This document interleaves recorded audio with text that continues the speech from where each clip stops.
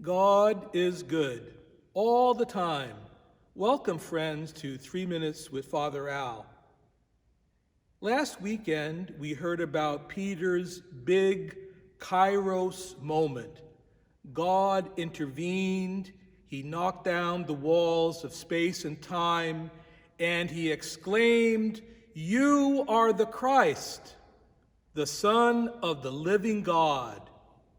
And Jesus told him that wisdom did not come from flesh and blood, rather from the heart of the Father. Well, this weekend, we hear the very next passage in the gospel.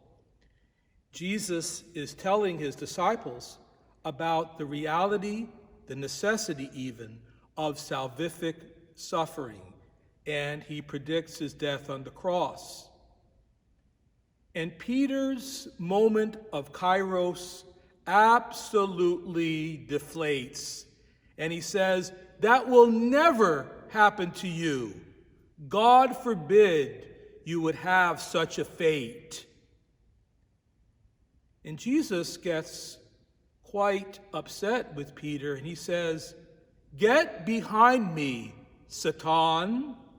You are thinking not as God does, but as human beings do." You may have noticed that I used the pronunciation Satan and not Satan. The word Satan in Hebrew means obstruction or obstacle, maybe even a stumbling block. And Jesus is telling Peter, you have to follow me, not get ahead of me with human reasoning. This reminds me of the famous scene when Peter walks on the water when Jesus beckons him, but when he realizes in his vulnerable humanity what's happening, he begins to sink. How easy it is to go from kairos to chronos, measurable time, measurable reason.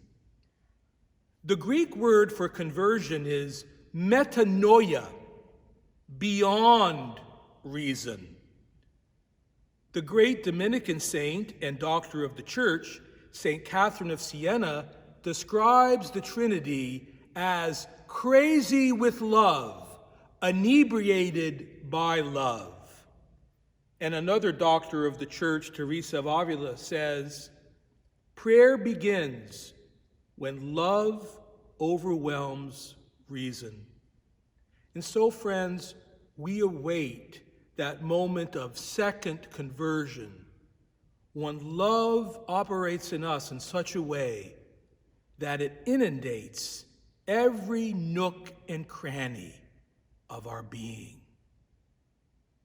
Indeed, suffering is part of this life, but the suffering of Christ leads to new life. God bless you, and see you in church.